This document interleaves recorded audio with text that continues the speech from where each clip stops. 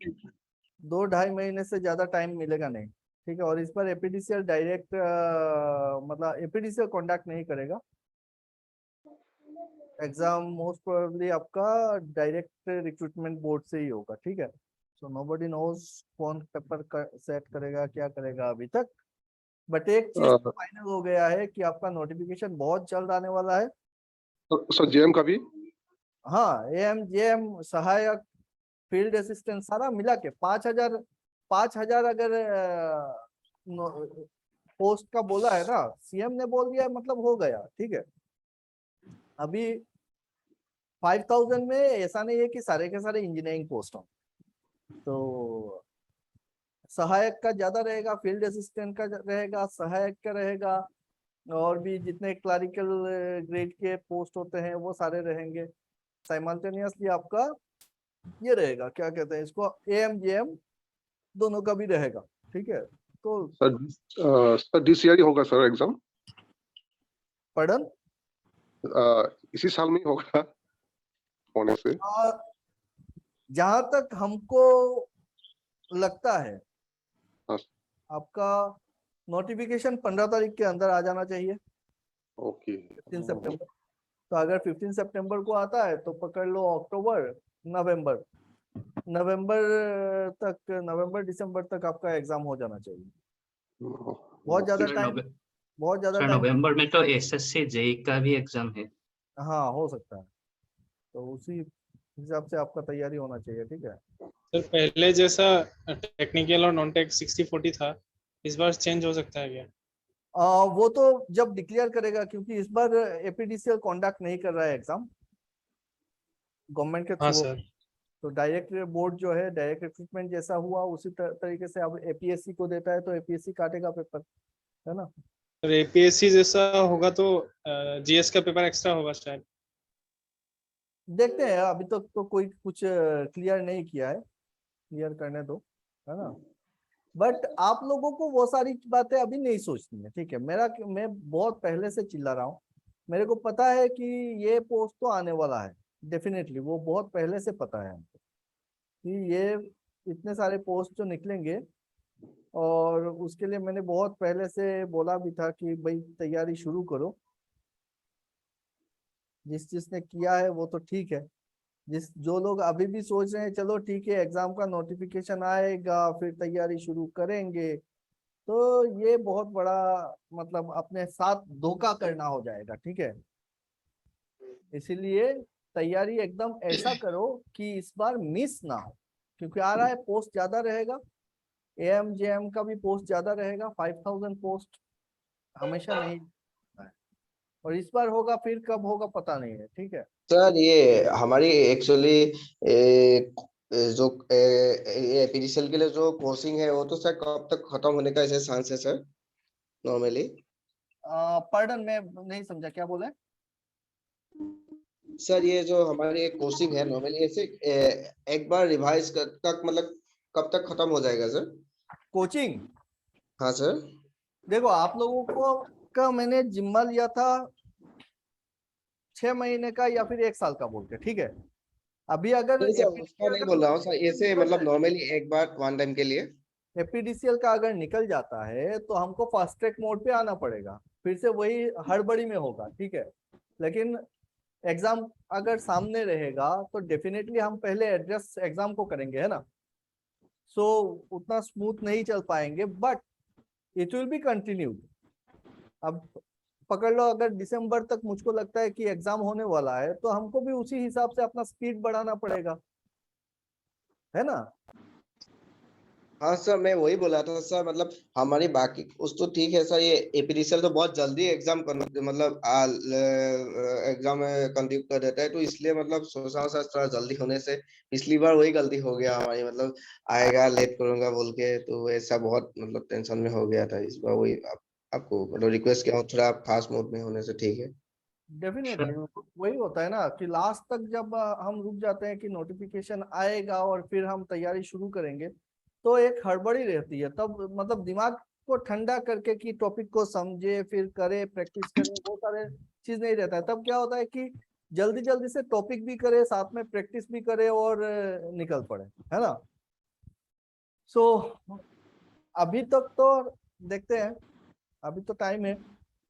Sir 1 महीने में मतलब 2 एग्जाम मतलब ओवरलैप हो सकता है क्या मतलब?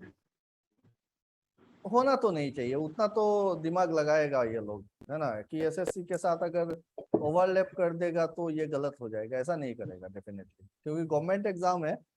तो एसएससी का जो भी डेट रहेगा वो डेट को देखते हुए ही सेट किया जाएगा डेफिनेटली। सर हम्म। सर करंट अफेयर्स का क्लासेस भी होगा सर? हाँ, जीके जीके भी स्टार्ट कर देंगे हम लोग। 15 ओके तारीख सर। को नोटिफिकेशन आ जाए, नोटिफिकेशन आने के बाद जनरल स्टडीज का जो क्लासेस होगा वो भी मैं शुरू करवा दूंगा, ठीक है, आप लोगों का क्लासेस वो ज्यादा सर मेरे ख्याल हाँ क्लासेस सर ज्यादा। मेरे ख्याल हाँ हाँ सर। बोलिए शांति।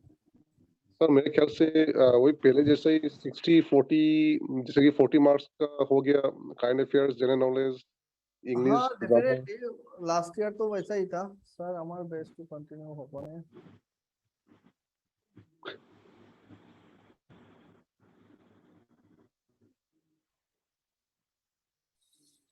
তো আমি এইবিলাখান ভাবিলাম নাই, ठीक है, हम लोगों को अपना तैयारी में ध्यान लगाना है, समझ में आ रहा है। आप में से यहाँ पे क्या हो रहा है अभी, कुछ लोग अभी नया जुड़ रहा है, कुछ बहुत पहले से मेरे साथ है, कुछ लोगों का तैयारी कुछ मोटा मोटी आधा पका हुआ है, कुछ एकदम से कच्चा है ना। तो बहुत सारे टाइप के और बहुत सारे कैटेगरी के पार्टिसिपेंट्स है अभी इसी इसी बैच में, लेकिन जितना मेरा एक्सपेक्टेशन था उस लेवल, Yes, sir. है ना। सो मेरा जो तैयारी का तरीका है भाई, मेरे साथ अगर तैयारी करते हो समझ लो बात को, हड़बड़ी नहीं करना है, आराम से करना है, सोच समझ के करना है, और जो भी टॉपिक पढ़ते हो उस चीज को समझ लो। अगर समझ जाते हो ना, अभी देखो एकदम अगर एकदम मिनिमम भी बोलोगे तब भी आपके हाथ में 3 महीना तो मिनिमम बियर मिनिमम है, ये मान के चलो कि 3 महीना मेरे हाथ में है। तो आज से स्ट्रेटेजी बनाते हैं कि 3 महीने के अंदर हमको एक इस लेवल पे आ जाना है कि हम एग्जाम को एक अच्छे ढंग से हैंडल कर सके। ऐसा नहीं होता है कि 100% मार्क्स सबको सब 100 आउट ऑफ 100 करके आना है, तो 100 आउट ऑफ 100 सिलेबस भी आपको कवर करने की जरूरत नहीं पड़ेगी, बट जितना कवर करो वो देख के करो कि उसमें मिस ना हो, उसका थ्योरी पार्ट हो, उसका न्यूमेरिकल पार्ट हो, वो चीज हमसे मिस ना हो, ठीक है। अब तैयारी शुरू करने का जो मेरा तरीका रहता है वो है कि बेस लेवल पे कंफ्यूजन नहीं रहना है, बेसिक एकदम बढ़िया इतना क्लियर हो कि जब आपके साथ जब हम बड़े चीजें बड़ी न्यूमेरिकल्स या फिर प्रॉब्लम्स हम डिस्कस करें तब जाके वहां पे फिर से बेसिक में कंफ्यूजन क्रिएट ना हो। मेरी बात समझ में आ रहा है। अगर आपको प्लस माइनस मल्टीप्लाई डिवाइड में अगर प्रॉब्लम है और आप अगर डिवीजन नहीं समझ पा रहे हो, मल्टीप्लिकेशन का टेबल आपको याद नहीं है, और आप अगर मैट्रिक देने जाते हो और वहां पे जाके polynomial and those quadratic equation solve करते हो, तो तरीका आपको टीचर बता देगा कि भाई क्वाड्रेटिक इक्वेशन है, इसको इस तरीके से सॉल्व करना है। आप तो फंस जा रहे हो कहाँ पे जाके, मल्टीप्लिकेशन और डिवीजन पे। समझ में आ रहा है।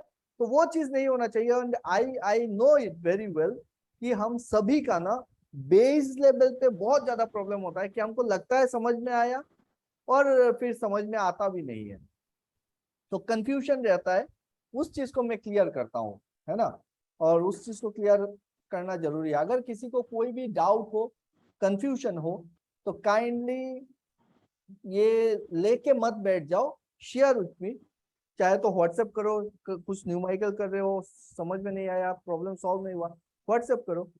जितना हो सकता है मैं हमेशा उस प्रॉब्लम को एड्रेस करता हूँ विद इन 24 आवर्स और सो, ठीक है। तो जो भी कंफ्यूजन होगा वो सारा चीज हम आपका सॉल्व करेंगे, शॉर्ट आउट करेंगे। ओके, इस बार मेरे को ज्यादा नंबर चाहिए। हर एक बार और एक चीज होता है कि हर बार ना मेरा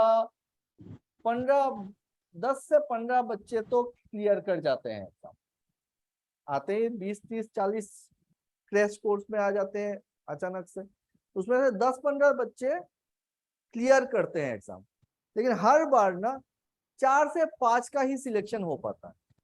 बाकी कहाँ पे लटक जाते हैं? इंटरव्यू पे लटक जाते हैं। तो इस बार मैं वो रिस्क नहीं लेना चाहता हूँ, इसीलिए मैंने पहले ही अनाउंस किया था कि इस बार की तैयारी जो होगा मैं वो ओवरऑल 360 डिग्री का एक प्रिपरेशन करवाना चाहता हूँ। ठीक है, जितने भी आप लोगों का जो पहले का बैच है, जैसे शांति बहुत पुराने हैं, उन लोगों को बहुत सारी चीजें ऑलरेडी पता है। मैं फिर से रिपीट करूंगा तो रिवीजन हो जाएगा। ठीक है, उसमें ऐसा नहीं है कि यार ये तो मैं किया हुआ है फिर से क्यों रिपीट कर रहे हैं, वो सब नहीं बोलना है, क्योंकि यहाँ पे बहुत सारे ऐसे स्टूडेंट्स होंगे जिनको वो चीज पता नहीं है। तो I have to go in my way, you have to bear with me, और मेरे साथ चलो। पक्का बता रहा हूँ कि एग्जाम मिस होने का सवाल नहीं है। प्रैक्टिस बहुत बढ़िया से करो, और बाकी मैं कॉन्सेप्ट जो भी है वो क्लियर करवा दूंगा। Clear? Am I clear? Sir ये एपीडीसीएल का होगा ना सर? एपीडीसीएल का? हाँ, एपीडीसीएल का ही बोल रहे हैं भाई। सर मैं तो जेएम के लिए तैयारी कर रहा हूँ, जेएम। एपीडीसीएल जेएम ना? हाँ सर। हाँ, तो जेएम का देखो, आप लोगों का क्या होता है, आप लोगों को लगता है कि एग्जाम अलग अलग एग्जाम है तो अलग अलग एग्जाम के पैटर्न होते हैं क्वेश्चन के। सिलेबस जो होता है ना वो इंजीनियरिंग का लगभग बराबर है, सेम चीज है। वो चाहे आप जेई लेवल पे दे रहे हो, एपीडीसीएल का एग्जाम दे रहे हो, एसएससी का दे रहे हो, तो बेस लेवल पे हर एक चीज सेम है। आपकी तैयारी उस लेवल पे होनी चाहिए कि कोई भी एग्जाम आए ना, I am ready, I am okay, मेरा प्रिपरेशन सेम रहेगा, बराबर रहेगा। लोगों को ये चीज समझ में नहीं आता है। मेजॉरिटी स्टूडेंट्स को ये लगता है कि एग्जाम, जैसे हम लोग सेमिस्टर एग्जाम देते थे ना, कि एग्जाम आया तब जाके प्रिपरेशन शुरू किए, हड़बड़ी में कुछ न्यूमेरिकल्स किए, कुछ ये टॉपिक्स देख लिए और चले गए। इस तरीके से ना आप कॉम्पिटिटिव एग्जाम में, मतलब एग्जाम को क्रैक करना, ये बड़ा मुश्किल हो जाएगा, एकदम पक्का मुश्किल हो जाएगा। अगर आज अभी से शुरू करते हो, आपको, आप देख लेना कि 3 महीने में आप एक लेयर तक आओगे।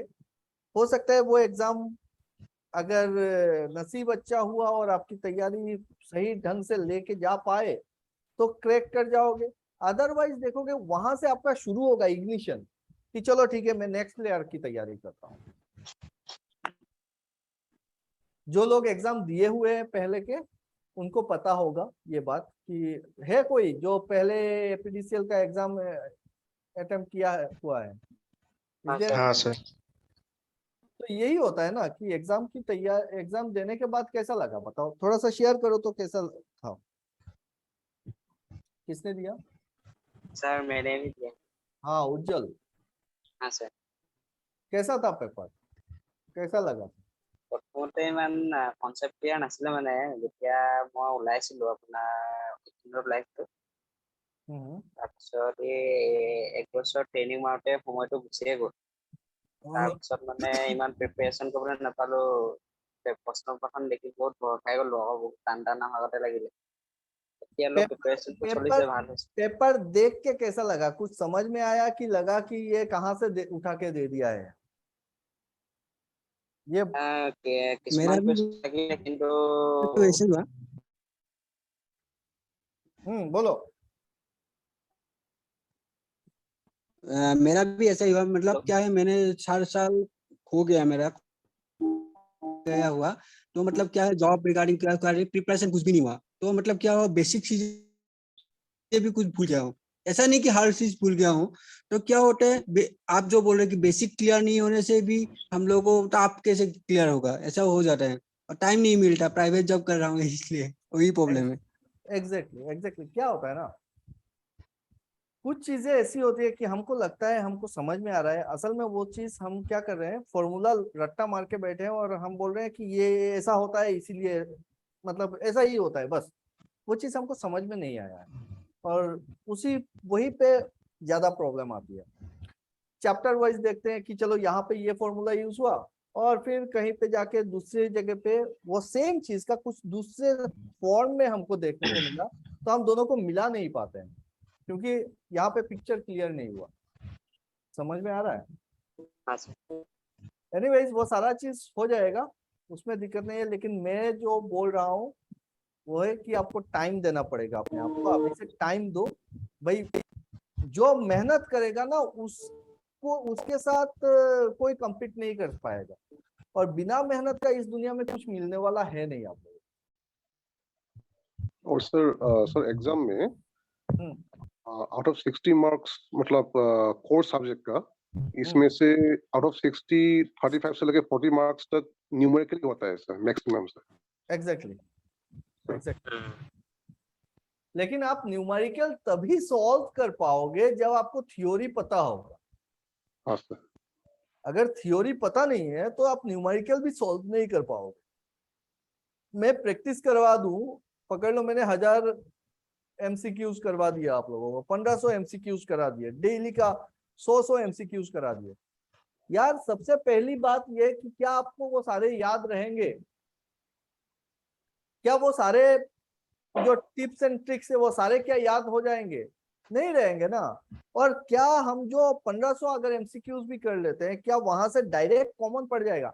ऐसा तो हुआ है, लास्ट जितने सारे एपीडीसीएल का एग्जाम हुआ है वहां से मैंने जो देखा है, मेरा 10-15 नंबर तो डायरेक्ट कॉमन आ गया। ठीक है, लास्ट ईयर भी आया। लेकिन क्या हमेशा डायरेक्ट ऐसा ही कॉमन पड़ जाएगा क्या? नहीं ना। तो थोड़ा सा अगर वहां पे ट्विस्ट दे दिया कुछ तो हम फंस जाएंगे। इसलिए थ्योरी उतना ही इम्पोर्टेंट है जितना हमारा न्यूमेरिकल इम्पोर्टेंट है। रट्टा मारने का जगह है नहीं, बट याद रखने के लिए आपको रट्टा भी मारना पड़ेगा, है कि नहीं? नहीं तो याद नहीं रहेगा। सर मैक्सिमम मार्क्स आते हैं इलेक्ट्रिकल मशीन से आते हैं सर। नहीं ऐसा क्वेश्चन मैक्सिमम मशीन से आते हैं ये बोलना गलत होगा। मशीन का एक अपना वेटेज है, मैं आपको आप लोगों को वेटेज दे दूंगा नेक्स्ट क्लास में। मैं थोड़ा सा एक बार फिर से एक बार स्टडी कर लेता हूँ, बट हर एक चीज का अपना अपना वेटेज है। ठीक है, आपका बेसिक इलेक्ट्रिकल रहेगा, मैं दिखाता हूँ, एक मिनट स्क्रीन शेयर करता हूँ।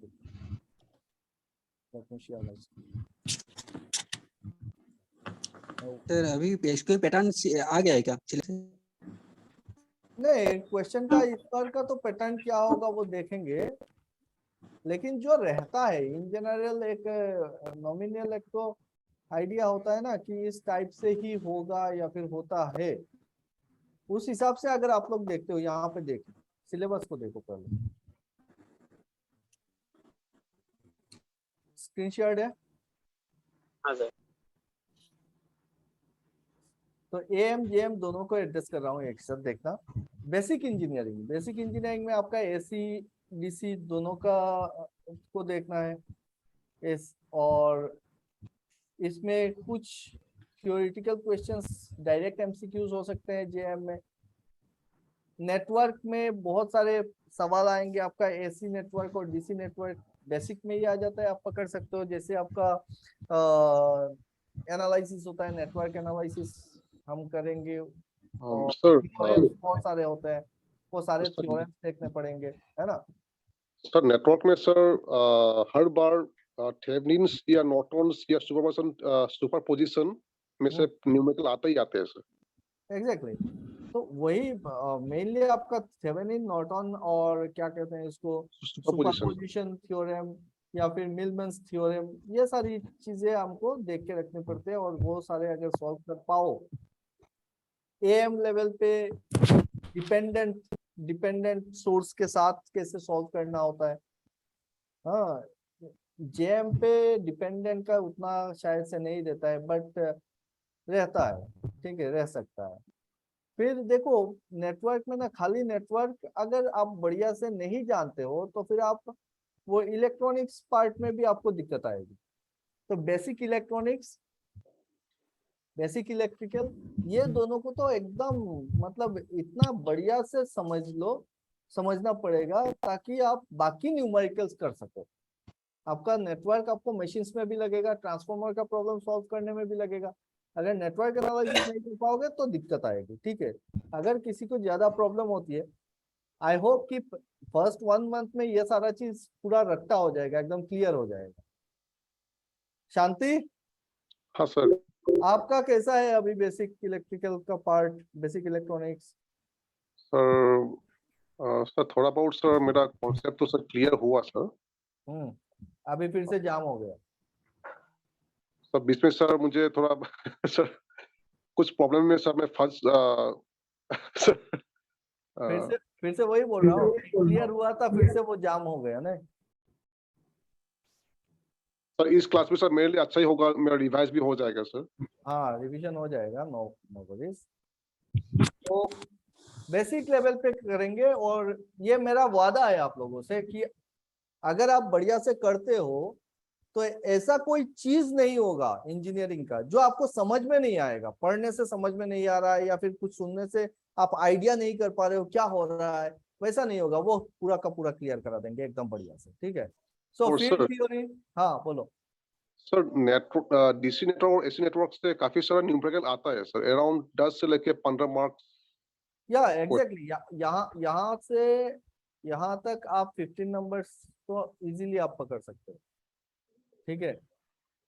फिर आपका मशीन्स में देखो, transformer, DC machine, synchronous machine, induction machine, machine design, engineering, materials का तो डायरेक्ट क्वेश्चंस कम ही रहता है, बट रहेगा, ऐसा नहीं है कि नहीं रहेगा, 1-2 नंबर का तो यहाँ से भी आ जाए। तो अगर हम पकड़ लेते हैं कि ट्रांसफॉर्मर का, डीसी मशीन का, मुझको वेटेज एक बार देख लेना पड़ेगा, मैं अभी नहीं दे पाऊंगा एग्जैक्ट वेटेज क्या है, बट यहाँ से भी आप 20 से 25 नंबर तो मशीन्स का ही पकड़ लो वेटेज। तो 25 भी पकड़ते हैं, 15 कितना हो जाएगा, नहीं यार 20 नंबर्स। फिर इधर रह गए ना आपका जनरेशन, ट्रांसमिशन, डिस्ट्रीब्यूशन, इसका भी अच्छा खासा वेटेज होता है इसमें एपीडीसीएल में, ठीक है। Then electronic devices, analog electronics, digital electronics, microprocessor, power electronics, measurement and instruments, signal system, control system. तो ये तो कंट्रोल सिस्टम हमारे हिसाब से जूनियर मैनेजर के सिलेबस में नहीं होना चाहिए, ठीक है। স্যার আজিকালি কিন্তু এক্সামটো পাওঁ কন্ট্रोल सिस्टम। यहाँ से अगर हम हाँ 15 हाँ सर, कंट्रोल सिस्टम तो अभी तक सिलेबस में जेई के सिलेबस में नहीं है अभी नहीं है, तक सिग्नल सिस्टम। सिस्टम और कंट्रोल सिस्टम जेई में नहीं है, ये सिर्फ असिस्टेंट इंजीनियर लेवल पे होता है। बट मैंने जहां तक सुना है कि आपका कंट्रोल सिस्टम शायद से जेएम लेवल पे इंक्लूड किया गया है, देखेंगे उस चीज को देख के करेंगे, ठीक है। तो ये रहा आपका सिलेबस भाई, ये सारा आप देखो कि किस हिसाब से आप तैयारी करते हो। एक एक चीज ना, एक एक चीज को क्लियर करने के लिए आपको मिनिमम 10-15 दिन चाहिए, 10-15 दिन के नीचे नहीं होने वाला है, तो उतना टाइम आप अपने आप को दो, नहीं तो नहीं होगा, समझ रहे हो। If you people are thinking कि चलो ठीक है एग्जाम होगा उससे पहले एक रात बैठेंगे और किताब खोल के रट्टा मार के चले जाएंगे और हो जाएगा, नहीं होने वाला। ये बहुत बड़ा सिलेबस, बहुत बड़ा। हमने 3 साल 4 साल में जितना सारा पढ़ाई किया ना, उसको निचोड़ के सिर्फ कितना नंबर करेगा। अगर 60-40 होता है तो 60 नंबर, 60 मार्क्स मतलब 60 क्वेश्चन और इतना बड़ा सिलेबस, तो कहां से कौन सा उठाएगा, वो कैसे पता करोगे बताओ। अब क्वेश्चन तो डेफिनेटली टफ नहीं होता है। क्वेश्चन टफ क्यों नहीं होता है, क्योंकि आपको 1 मिनट के अंदर सॉल्व करना है ना उसको। जो भी न्यूमेरिकल्स भी होगा वो 1-1.5 मिनट के अंदर सॉल्व होने वाला न्यूमेरिकल होगा। ऐसा नहीं है कि 5 एकदम 2 पेज का आप न्यूमेरिकल कर रहे हो तब जाके सॉल्व हो रहा है ना। तो अगर आपका कॉन्सेप्ट क्लियर है, अगर आप फॉर्मूला जानते हो, अगर आप थ्योरी जानते हो उसका, तो आप चुटकियों में कर सकते हो। और अगर नहीं कर सकते हो तो फिर 5 मिनट में क्या 10-15 मिनट में भी आपका सॉल्व नहीं होने वाला है। Clear. Now I will recommend books के हिसाब से, अगर आप मुझसे पूछते हो कि सर कौन सा बुक सही रहेगा, तो मैं प्रेफर करता हूँ जेबी गुप्ता, जेबी गुप्ता में क्या है कि आपका सारा जो गेट और ईएससी लेवल का जितना सारा क्वेश्चंस है वो सारे मिल जाते हैं हमको, और मैक्सिमम यहाँ से डायरेक्ट उठा के दिया हुआ देखे। असल में यहाँ से उठाता है, कौन से बुक से उठाता है पता नहीं, लेकिन वो सारे के सारे एक ही जैसे ही रहते हैं, ठीक है। तो आप अगर जेबी गुप्ता है आपके पास, मैं वही फॉलो करूंगा, और मोटा मोटी जितना सारा एमसीक्यूज कर सकते हैं हम लोग कवर कर लेंगे, ठीक है, हर एक सब्जेक्ट का, हर एक पार्ट का। क्लियर? अब जो टारगेट टेक्निकल जॉब मैंने जो बोला था आप लोगों को कि मैं आप लोगों को तैयार करवाऊंगा इस 6 महीने पे, सिर्फ गवर्नमेंट एग्जाम्स के लिए नहीं। अभी एपीडीसीएल आ गया सामने तो फिर से फोकस यहाँ पे आ गया है, बट जब तक वो नहीं था तो फोकस नहीं था हमारा, है ना। तो मेरा टारगेट ये था कि मैं आप लोगों को तैयार करूं कि आपको 2023 और 24 के अंदर में या मेरे साथ जितने सारे बच्चे जुड़ते हैं उन सबका एक अच्छा सिक्योर जॉब प्रोवाइड कर सकूं, उस लेवल पे लेके जाऊं। और उसके लिए हमारी तैयारी होनी थी कि ये तो कोचिंग है, थियोरेटिकल प्रिपरेशन है, एग्जाम की तैयारी है, उसके साथ हमारा प्रिपरेशन होना चाहिए था स्किल रिलेटेड, सो दैट अगर एग्जाम क्रैक ना हो तो हम प्राइवेट इंडस्ट्री के लिए तैयार बैठे। दूसरा चीज कि अगर मेरा एपीडीसीएल का एग्जाम क्लियर भी होता है तब भी क्या होता है कि मेरे को इंटरव्यू फेस करना होता है, तो इंटरव्यू की तैयारी भी हमको साइमल्टेनियस करनी है। और उसके लिए ये सारी जो चीजें आपके सामने है ना, वो अगर जानते हो, आई बेट कि कोई बंदा इस दुनिया में ऐसा नहीं होगा जो आपको रिजेक्ट कर सके, ठीक है। यहाँ पे देखो हमने thermal power plant, steam turbine, boiler, तो ये सब जब जानोगे ना आपका एग्जाम में भी बहुत मदद मिल जाएगी आपको। दूसरा इंटरव्यू के लिए तो आप एकदम घिसा, मतलब क्या कहते हैं इसको, पॉलिश रहोगे, ठीक है। ऑटोमेशन का अभी अगर आप नहीं भी ध्यान देते हो तब भी चलेगा, क्योंकि एपीडीसीएल अगर नोटिफिकेशन आ जाता है, जैसा मैंने सुना है कि 15 तारीख को या फिर 15 तारीख के अंदर ही नोटिफिकेशन आ जाएगा। अगर आता है तो हमारा प्राइम फोकस यहीं पे चला जाएगा कि एग्जाम की तैयारी करेंगे। साइमल्टेनियसली ट्रेनिंग का कुछ पार्ट में करा दूंगा अभी एग्जाम से पहले, सो दैट आपका इंटरव्यू की तैयारी हो। यहाँ पे कॉन्सेप्ट बिल्डिंग सेशंस रहते हैं, सॉफ्ट स्किल का रहता है, रिज्यूमी वगैरह कैसे बनाते हैं वो सारी चीजें कराएंगे, और इंटरव्यू प्रिपरेशन कराएंगे, ठीक है। So it will be a complete programme. सिर्फ आप लोगों को अपना वक्त देना है मुझको, टाइम नहीं दोगे तो फिर मैं नहीं करा पाऊंगा। हर बार ऐसा होता है कि हम शाम को ही 1 घंटा 1.5 घंटे का क्लास ले पाते हैं, और ये पॉसिबल नहीं होता है कि पूरा का पूरा 6 दिन 7 दिन ही कंटिन्यू करे, तो 4-5 दिन का क्लास होता है, तो वो वक्त कवर नहीं कर पाते हैं, ठीक है। अब कुछ लोग होते हैं जिनका जॉब है वो शाम को अटेंड करेंगे, अगर जरूरत पड़ता है और हम एक्स्ट्रा क्लास लेते हैं भी है तो उसका रिकॉर्डिंग वीडियोस आपको मिलेगा, आपको रात को बैठ के उसको कंप्लीट करना है। जमा करके मत रखो कि चलो ठीक है मैं कर लूंगा बाद में करूंगा, ऐसा मत करना, ठीक है। जो भी टेस्ट वगैरह, आई कांट हियर हाइसेनबर्ग, अरे बाप रे बाप, हाइसेनबर्ग ज्वाइन किए हैं, कौन है भाई हाइसेनबर्ग?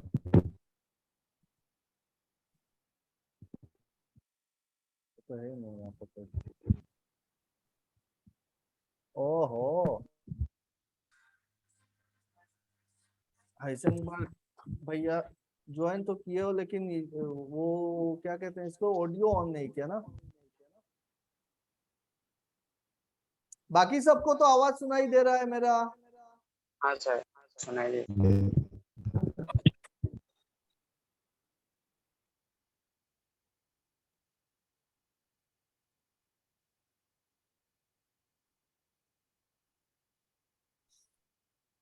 और साइमल्टेनियसली हम लोग ना इस बार नॉन टेक्निकल का भी अच्छा ही प्रिपरेशन करेंगे, ठीक है, एकदम स्ट्रेटेजिक करेंगे ताकि मिस ना हो, क्योंकि मिस होता है ना तो मेरे को, तुम लोगों को कितना लगता है मेरे को पता नहीं, लेकिन मुझको बड़ा दुख लगता है Sir, where I can get APDCL AE previous year question paper electrical. भाई हमारे ऐप में ही पड़ा हुआ है, ऐप में जाके देख लो, वहां पे मिल जाएगा आपको। तो ये एक क्वेश्चन था मेरा ऐप नहीं खुल रहा है सर, मैं दीपांक को बोल रहा हूँ। ऐप नहीं खुल रहा है? तो मैं आपको मैसेज भी कर दीपंकर खुलने ना, से कुछ जैसे आपको एक हाँ हाँ हाँ ठीक है, उसको ठीक करने को दे दिया हूँ, वो हो जाएगा आज क्लास के बाद में करा देता हूँ, ठीक है।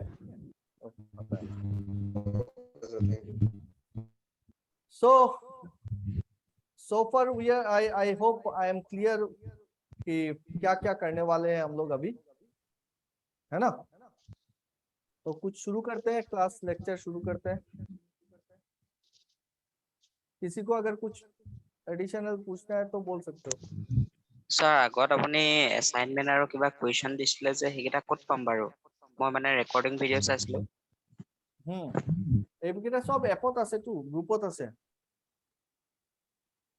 গ্ৰুপত চাইছিলো স্যাৰ, নেপালো দেখোন। কোনটো গ্ৰুপত চাইছা?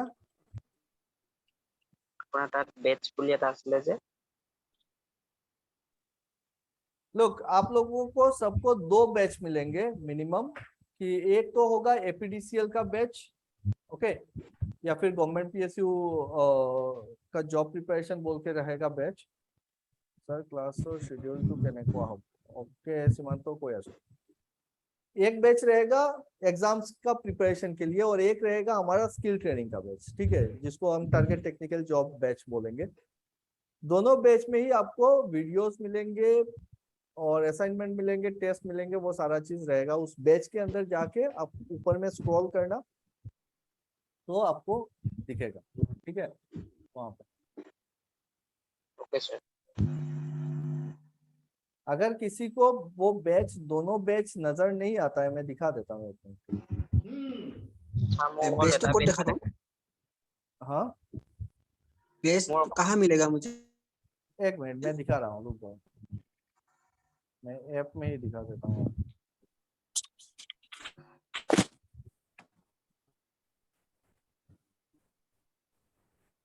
भाजी ने কি বনাবো ভাজি? আলু मैं भात दे दूं। देखो यहाँ स्क्रीन दिख रहा है? हाँ सर। हाँ, तो यहाँ पे देखो आप लोगों का बैच, यहाँ पे तो मेरे यहाँ पे सारे बैचेस दिखा रहे हैं। तो आपके पास आएगा ये टारगेट टेक्निकल जॉब सितंबर बैच दिखेगा, या फिर एएम जेई बैच दिखेगा, एएम बैच दिखेगा। अगर किसी को नहीं मिलता है बैच, 2 बैच मिलना चाहिए हर किसी को, ठीक है। एक होगा टेक्निकल जॉब का, एक होगा आपका एएम जेएम एपीडीसीएल बोल के। तो ये सिर्फ एपीडीसीएल नाम दिया है, ठीक है, ऐसा नहीं है कि ये सिर्फ एपीडीसीएल के लिए ही होगा। अगर ये कोर्स होता है तो इसमें एसएससी जेई अगर कोई कर रहा है, जेएम लेवल पे है, एसएससी जेई के लिए सेम प्रिपरेशन है, कोई अलग प्रिपरेशन नहीं चाहिए। मेरे साथ करोगे तो ऐसा नहीं होगा कि आपको वो अलग अलग से प्रिपरेशन तैयारी करनी पड़ेगी। एक प्रिपरेशन करो, देखो एग्जाम्स क्लियर होता है कि नहीं होता है, मैं बता रहा हूँ। दूसरा है, पकड़ लो कोई बीटेक है तो फिर उसका जो बैच होना चाहिए वो एएम या फिर एई लेवल एग्जाम होना चाहिए। एपीडीसीएल एएम, असिस्टेंट मैनेजर या फिर असिस्टेंट इंजीनियर लेवल एग्जाम का बैच होना चाहिए। अगर नहीं है तो फिर मेरे को मैसेज कर दो कि सर मेरे पास ये बैच नहीं दिख रहा है। और ये मिलेगा कहाँ पे आपको? बैचेस ऑप्शन में मिलेगा। आप स्टोर में जाके मत ढूंढो। स्टोर में क्या है ना, स्टोर में वो सारे बैच दिए हुए, सारे प्रोग्राम्स दिए हुए हैं जो जहां से आप परचेज कर सकते हो, क्लियर। उसके बाद जब आप परचेज कर लेते हो, देन यहाँ पे मैं बैचेस में ऐड करते हैं हम लोग, तो फिर बैच में क्लास होता है। अब पकड़ लो एक बैच को खोलते हैं तो यहाँ पे आपको दिखेगा ओवरव्यू, स्टूडेंट्स, फलाना, ये सारा चीज दिखेगा और वीडियोस दिखेगा। तो यहाँ पे अभी कोई बैच में वीडियो नहीं डाला है, जेएम लेवल पे देखते हैं। यहाँ पे वीडियोस पे जाते हो तो जो भी वीडियोस डालेंगे वो यहाँ पे मिलेगा। जैसे बेसिक इलेक्ट्रिकल का जो पुराना लेक्चर हुआ है वो सारा यहाँ पे है, लेक्चर 1 से लेके लेक्चर 6-7 तक है, ठीक है। टेस्ट होगा तो यहाँ पे आपको टेस्ट नजर आएगा। बेसिक इलेक्ट्रिकल का टेस्ट दिया था, सिर्फ 9 में से 4 स्टूडेंट ने अटेंड किया पहला टेस्ट, वही परफॉर्मेंस बहुत अच्छा नहीं है। Dipankar only 5 point, Khanam 2.75, so we will improve in that. ठीक है, बिकी का ठीक है, रानो का मोटा मोटी ठीक है। एनीवेज, तो इस टाइप से आप अपना परफॉर्मेंस भी देख सकते हो टेस्ट असाइनमेंट देके, और वीडियोस मिल जाएगा। लाइव क्लासेस अगर ऐप में होता है तो यहाँ पे लाइव क्लासेस डायरेक्ट स्टोर हो जाएगा, अदरवाइज वीडियोस बोल के हम लोग दे देंगे आपको। क्लियर? जिसको AMGM बैच नहीं मिला है वो मेरे को ऐप में चैट बॉक्स में मैसेज डाल दो। क्लियर? हम आपको ऐड कर लेंगे। और सबसे बड़ी बात यह है कि अभी तक जो ऑफर चल रहा है, जैसा मैंने आपको बोला था कि यार आप लोगों का पैसा रिटर्न कर देंगे, जो ये आया है, जिसने ज्यादा पैसा दिया है सबका पैसा रिटर्न करेंगे। बट कंडीशन एक था कि 100 पार्टिसिपेंट्स होने चाहिए। आज तक तो नहीं हुआ है, आप लोग कितना शेयर किए हो मुझको पता नहीं है, नहीं तो मैं सबका पैसा रिटर्न करूंगा एकदम पक्का।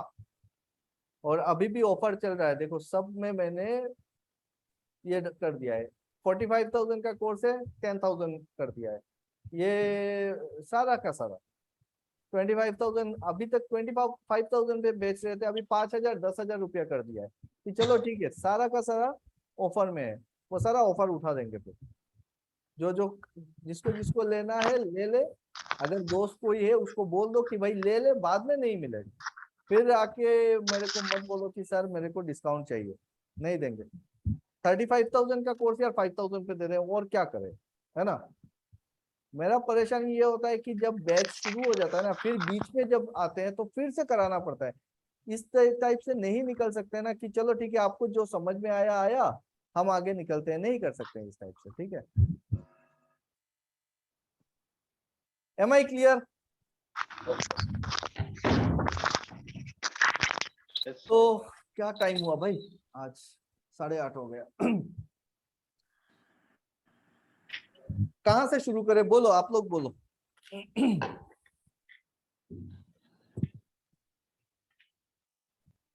आज क्या टॉपिक करना सही रहेगा?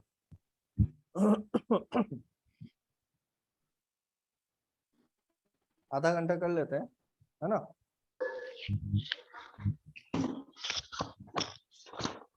बेसिक डिस्कस करें, बेटर रहेगा। शुरू करते हैं। बढ़िया से समझना मेरी बातों को, मैं जो बोलने जा रहा हूं।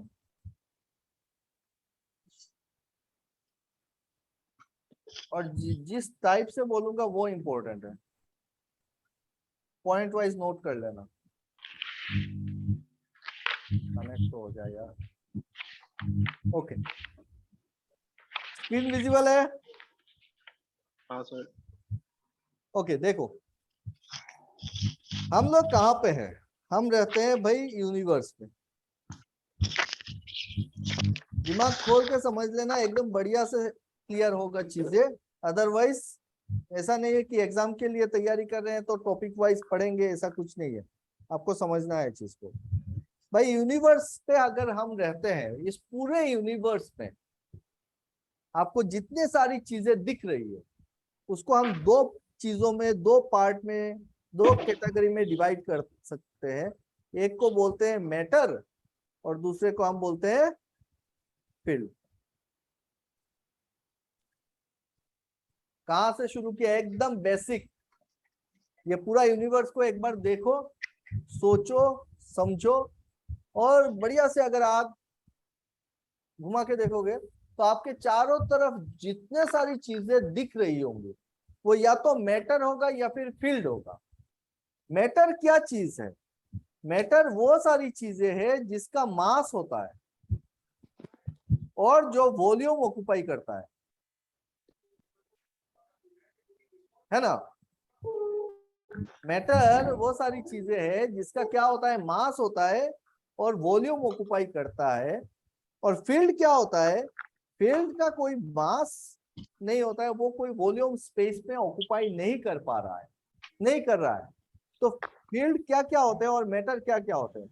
जैसे मैटर का अगर फेज देखोगे तो या तो वो सॉलिड होगा या फिर लिक्विड फेज में दिखेगा आपको,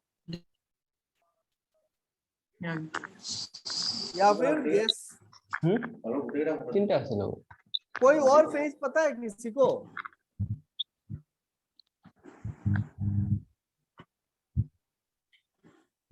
सर फायर फायर, हाँ सर फायर कहाँ phase? Plasma, plasma, yes, plasma phase है। और टोटल कितने फेज में मैटर दिखते हैं हमको?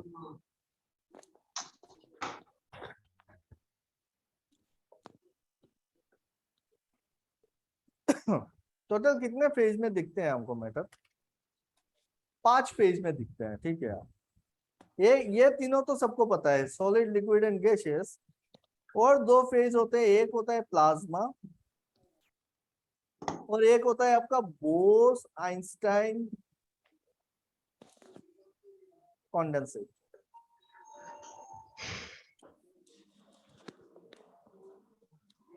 प्लाज्मा क्या है? प्लाज्मा क्या है? পিন নম্বৰ শেয়াৰ কৰিছে বা পিন নম্বৰটো ইউজ কৰিছে টু ৰিমিট দ্য মানি, তেনেকুৱা ক্ষেত্ৰত এইটো ইনভেষ্টিগেশ্যনত যদি প্ৰমাণ হৈ যায় যে তেখেতে শেয়াৰ কৰাৰ কাৰণেহে ঘটনাটো ঘটিল, এই ক্ষেত্ৰত হয়তো এই পইচাটো ঘূৰাই পোৱা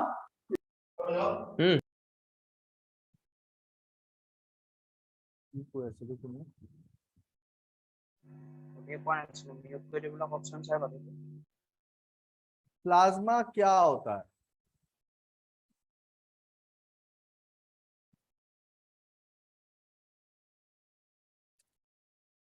प्लाज्मा होता है हॉट चार्ज्ड गैस, गरम गैस जिसमें चार्ज्ड गैस है। जैसे आप लाइट के अंदर देखते हो गैस, या फिर आप सन जो है, हमारा सूरज जो है, उसमें हमको प्लाज्मा देखने को मिलता है।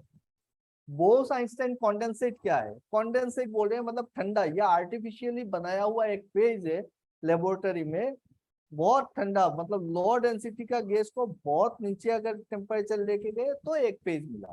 तो हमको उससे मतलब है नहीं ज्यादा, है ना। बट क्योंकि मैं मैटर बता रहा हूँ तो फिर उसका 5 फेजेस हमको पता है, और ये 5 फेज अवेलेबल है। अभी हम लोग स्टडी करेंगे में मोस्टली किसके साथ डील करने वाले हैं हम लोग? सॉलिड के साथ। ये हो गया मैटर। फील्ड में क्या क्या देखने को मिलता है आपको? फील्ड में इलेक्ट्रिक फील्ड होता है,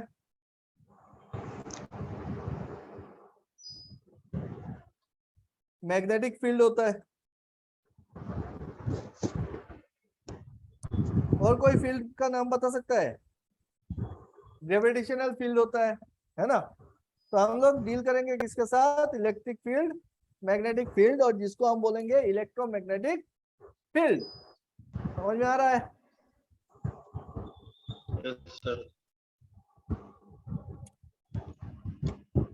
सो भाई इस दुनिया में हमने देखा कि भाई मैटर है जिसका मास होता है, वॉल्यूम होता है, सॉलिड, लिक्विड, गैस होता है, और फील्ड होता है जो इलेक्ट्रिक फील्ड और मैग्नेटिक फील्ड के हिसाब से हमको नजर आएगी, जो कोई स्पेस ऑक्युपाई नहीं कर रहा।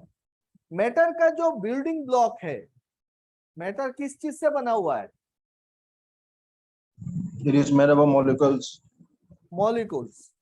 और मॉलिक्यूल्स किस चीज से बना हुआ है? Atoms are atoms.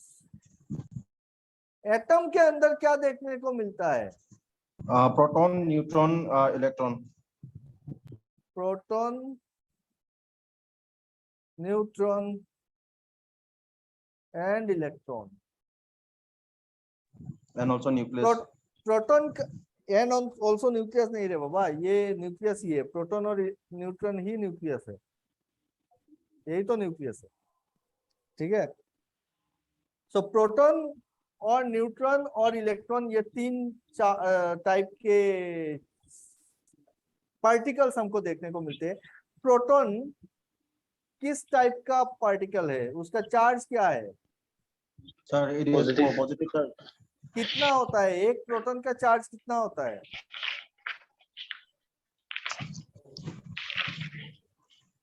(1.6 into 10⁻⁻19 coulomb. ये सब एकदम रट्टा हो जाएगा, ठीक है मेरे साथ, ये सब एकदम दिमाग में एकदम सेट हो जाएगा। जरूरी चीज है, बहुत जरूरी चीज है। इलेक्ट्रॉन का चार्ज कितना होता है? 1.6 इंटू 10⁻⁻19 कोलम। तो दोनों का चार्ज बराबर है। प्रोटॉन क्या है? पॉजिटिवली चार्ज है। इलेक्ट्रॉन क्या है? निगेटिवली चार्ज है। न्यूट्रॉन का चार्ज नहीं होता है, 0, ये न्यूट्रल है, ठीक है। अगर प्रोटॉन के अंदर देखते हो तो आपको और एक चीज देखने को मिलता है छोटा सा, वो होता है क्वार्क। एक प्रोटॉन को तोड़ोगे 3 क्वार्क मिलेंगे, जाना नहीं है वहां पर। प्रोटॉन का मास कितना होता है? मास ऑफ ए प्रोटॉन कितना होता है?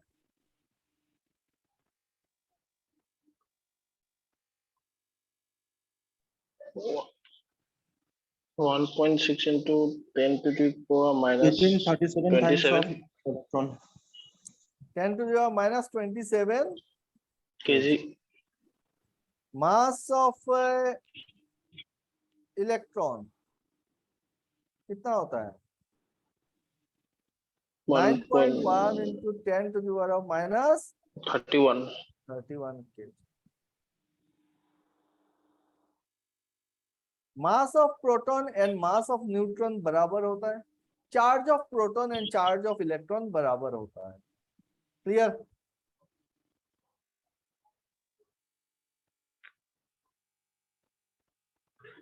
एकदम बेसिक लेवल की बातें कर रहा हूं।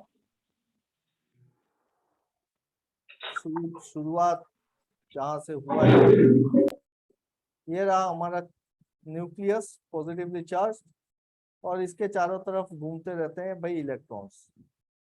अब ये जो इलेक्ट्रॉन्स घूमते हैं, मेरे को ये बताओ, maximum number of electrons in any shell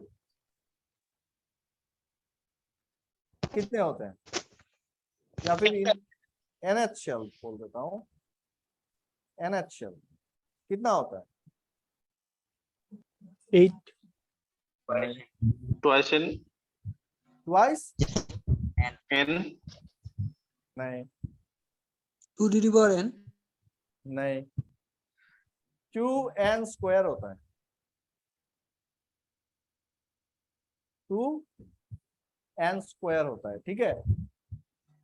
maximum number of electrons in nth shell, किसी भी एक शेल पे कितना होता है? 2n स्क्वायर होता है। Maximum number of electrons, maximum number of electrons in outer most shell,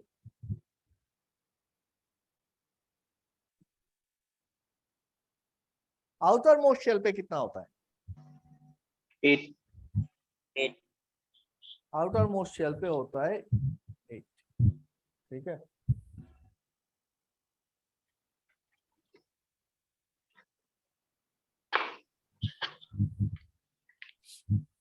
ये जो शेल बोलते हैं, इस शेल को एग्जैक्टली क्या कहना चाहिए बताओ?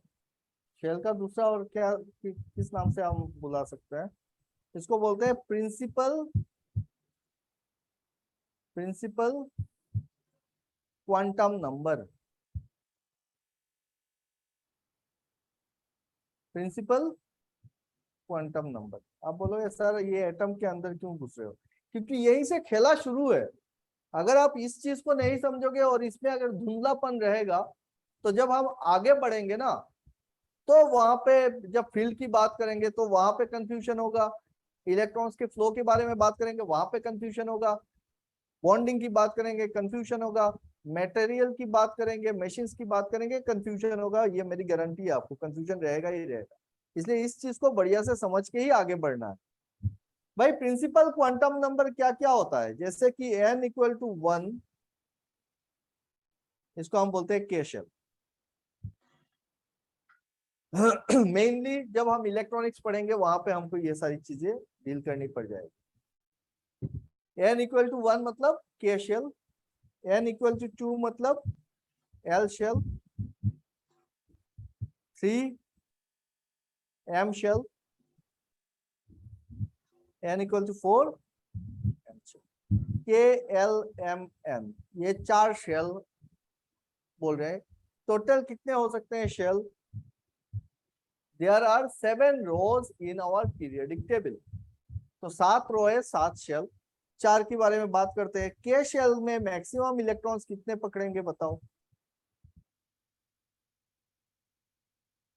2 मैक्सिमम इलेक्ट्रॉन्स हो जाएंगे 2।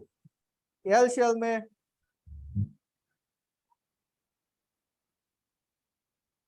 आप लोग साइमल्टेनियसली नोट भी कर लेना। 8 8। एम शेल में 16।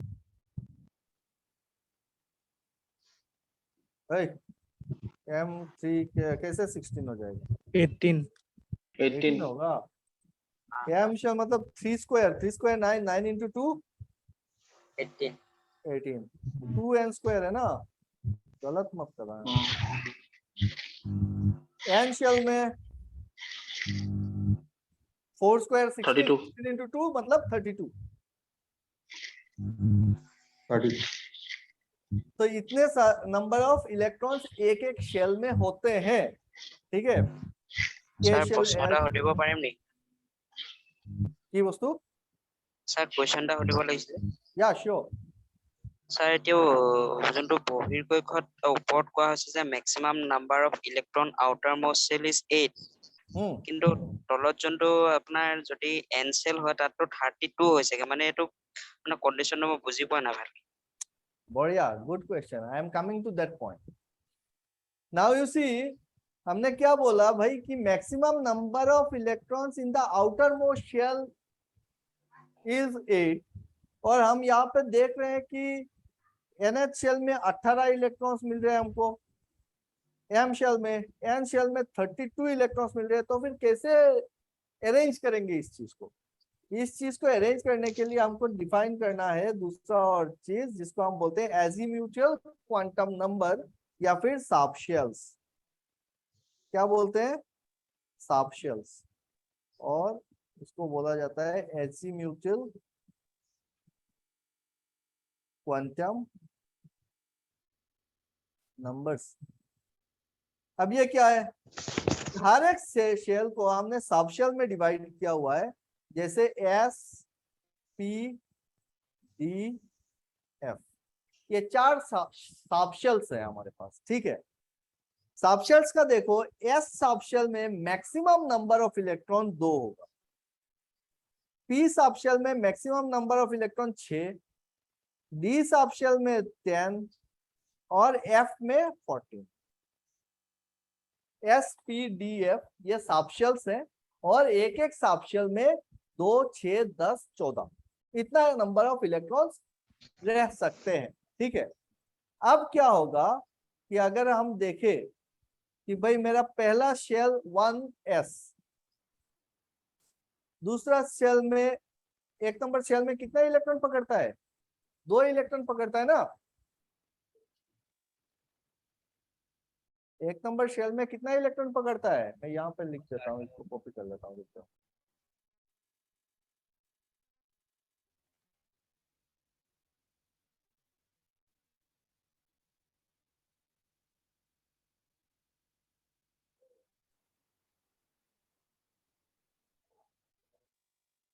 देखो यहाँ पर एक नंबर शेल में कितना इलेक्ट्रॉन पकड़ता है? 2 इलेक्ट्रॉन पकड़ता है ना। तो 1s, s सब शेल में कितना इलेक्ट्रॉन है? 2 है। तो 1s अगर मैं बोल रहा हूँ तो फिर 1s2 होने से ही खत्म कहानी, इसका फुलफिल हो जाएगा पूरा। दूसरा जो शेल होगा उसमें क्या होगा? 1s और 2s एंड 2p। तो दूसरे शेल में कितना इलेक्ट्रॉन पकड़ता है? सेकंड शेल में आपका इलेक्ट्रॉन होता है 8। तो सेकंड शेल में देखो, दूसरा शेल में 2s2 और 2p6 हो जाएगा 8। समझ में आ रहा है? थर्ड शेल की बात करेंगे तो 3s2, 3p6 and 3d10। Third shell में कितना इलेक्ट्रॉन है? 18। तो 2s2, 3p6, 3s2, 3p6 मतलब 8 और 3d10 हो जाएगा 10। हो गए ना 18। उसके बाद आएगा आपका 4, fourth shell 4s 4p 4d and 4f। अब यहाँ पे देखोगे तो 4s2 4p6 4d 10 and 4f 14 कितना हो जाएगा देखो 18 और 14 32 32। ये होता है इलेक्ट्रॉनिक कॉन्फ़िगरेशन। कैसे डिवाइड हो रहा है, ये 1 नंबर शेल है और उसका सबशेल कितना है, एक ही है एस सबशेल। ये 2 नंबर शेल है, उसका सबशेल कितना है, एस एंड पी 2 है। 3 नंबर शेल है, उसमें क्या क्या है, S P D. 4th shell S P D F. आप बोलोगे कि सर ये तो समझ में आया, चलो ठीक है, लेकिन इससे ये कहाँ पे आप बता रहे हो कि maximum number of electrons outer most shell में जो 8 होता है उसको कैसे डिफाइन करें। यहाँ पे आपको एक प्रिंसिपल पता होना चाहिए, उसको बोलते हैं आउटबाउ प्रिंसिपल। उसके हिसाब से जब आपका इलेक्ट्रॉन्स आके घुसता है किसी भी एनर्जी लेवल पे, ये सारे क्या है, एनर्जी लेवल है, मैं आ रहा हूँ उस पर। जब आपका इलेक्ट्रॉन्स ये इसमें से किसी भी एक नया इलेक्ट्रॉन आएगा, वो इस तरीके से आके एंटर करेगा।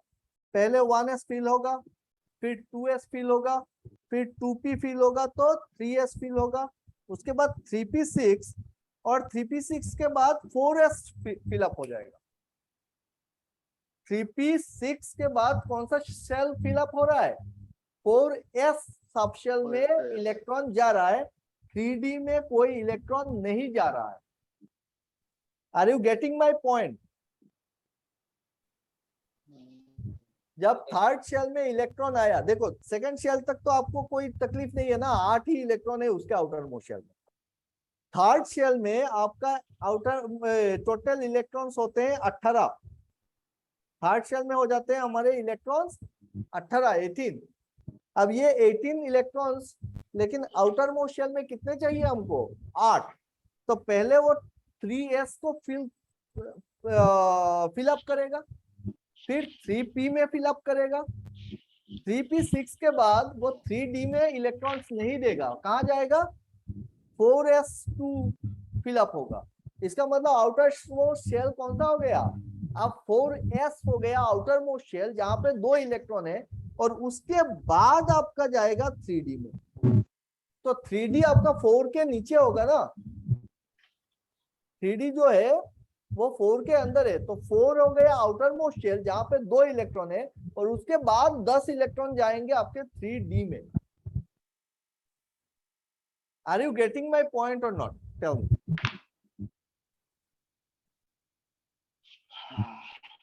नहीं समझ में आया, शायद थोड़ा कंफ्यूजन है।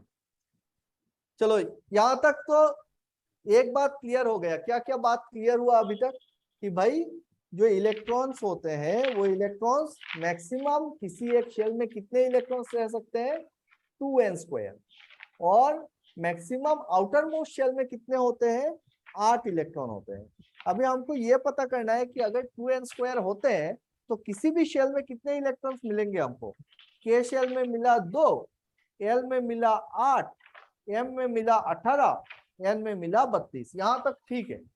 यहां से कंट्राडिक्शन कहां पे आ रहा है कि हम बोल रहे हैं आउटर मोस्ट शेल में है 8 इलेक्ट्रॉन, और हमको यहाँ पे नजर आ रहा है 18 और 32। तो कैसे डिफाइन कर रहे हैं, एग्जैक्टली क्या हो रहा है कि सब शेल में डिवाइड हो रहा है इलेक्ट्रॉन। सब शेल क्या है, एस पी डी एफ, 4 सब शेल है।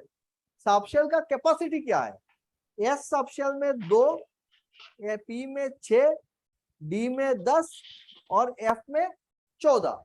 इतने सब शेल में इलेक्ट्रॉन्स भर सकते हैं। हर एक शेल या फिर जो सब शेल बोल रहे हैं, ये एग्जैक्टली है क्या चीज, ये एग्जैक्टली है एनर्जी लेवल। मतलब क्या है, मतलब को समझो कि ये जो पॉजिटिव चार्ज न्यूक्लियस है बीच पे, और इसके चारों तरफ जो इलेक्ट्रॉन हम बोल रहे हैं कि घूम रहा है, क्या ये किसी फिक्स्ड ऑर्बिट पे घूम रहा है, क्या इलेक्ट्रॉन किसी फिक्स्ड ऑर्बिट पे घूमता है, आंसर करो। क्या इलेक्ट्रॉन फिक्स्ड ऑर्बिट पे घूमता है क्या? अरे बोलो रे भाई, मैं चिल्ला चिल्ला के थक गया हूँ। Yes sir. नहीं घूमता है। बोर्स एटॉमिक मॉडल से हमको ये पता लगता है कि देखो इसका थोड़ा सा, मैं बोला ना बेसिक पे बहुत ज्यादा प्रॉब्लम है, हमको थोड़ा सा और पीछे जाना पड़ेगा। ये इलेक्ट्रॉनिक कॉन्फ़िगरेशन की बात कहाँ से शुरू हुई? ये डेमोक्राइटस बोल के फिलोसोफर थे, वहां से शुरू हुई। कितने साल पहले? अप्रोक्सीमेटली 450 बीसी की बात है, बिफोर क्राइस्ट। तब डेमोक्राइटस ने क्या सोचा कि ये जो उनको सोच सोच के समझ में आया कि जो मैटर होते हैं वो मैटर कुछ एक इनविजिबल टाइनी पार्टिकल्स से बने हुए हैं। तो इन्होंने कहा एटोमॉस, और ये एटोमॉस क्या है? बिल्डिंग ब्लॉक है किसी भी मैटर का, उन्होंने बोला। और ये एटोमॉस क्या है?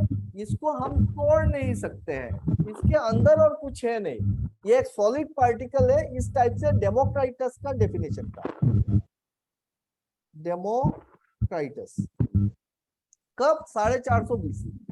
उसके बाद जो मॉडर्न थ्योरी आया वहां पे हमको देखने को मिला John Dalton.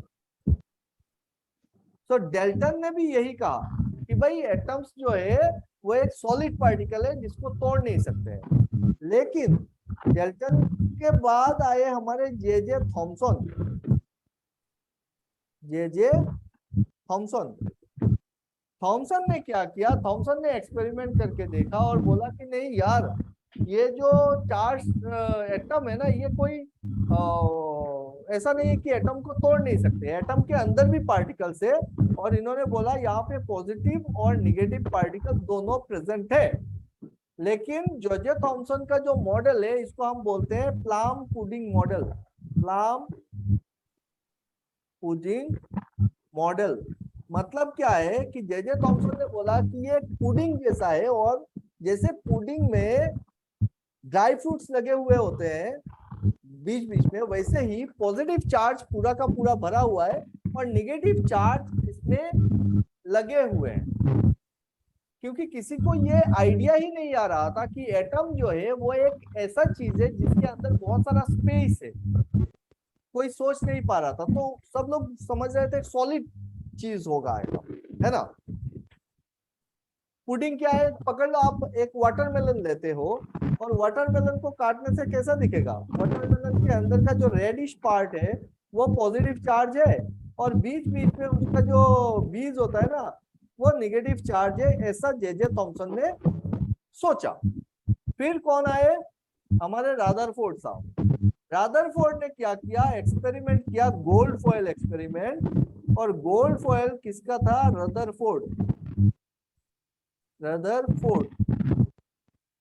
Gold foil experiment में रदरफोर्ड ने देखा, गोल्ड फॉयल एक्सपेरिमेंट रदरफोर्ड, ये सारे फिर आपके जीके में भी काम में आएगा, ठीक है।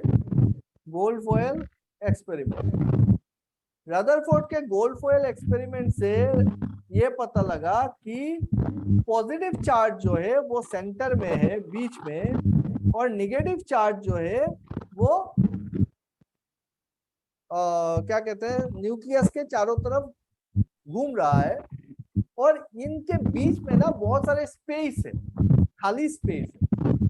लेकिन रदरफोर्ड ये एक्सप्लेन नहीं कर पाए कि भाई अगर निगेटिव चार्ज बाहर है और घूम रहा है, पॉजिटिव चार्ज सेंटर में है, तो इस इलेक्ट्रॉन को तो एनर्जी लॉस करना चाहिए था और जाके पॉजिटिव चार्ज में मिल जाना चाहिए था। तो अगर मिल जाता तो एटम एग्जिस्ट ही नहीं करता। बट उस टाइम पे रदरफोर्ड उसका आंसर नहीं कर पाए। देन आफ्टर ऑलमोस्ट 10 years किसने किया ये काम? Nail bore.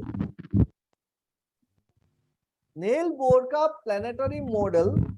और उन्होंने बोला कि भाई ये जो इलेक्ट्रॉन्स है ना, ये इलेक्ट्रॉन्स कुछ फिक्स्ड ऑर्बिट पे घूम रहे हैं। These electrons are rotating on in a fixed orbit और शेल। तो ये शेल का कॉन्सेप्ट बोर्स मॉडल से हमको मिलता है। और क्या बोले कि फिक्स्ड ऑर्बिट पे घूम रहा है, बोर्स बोले।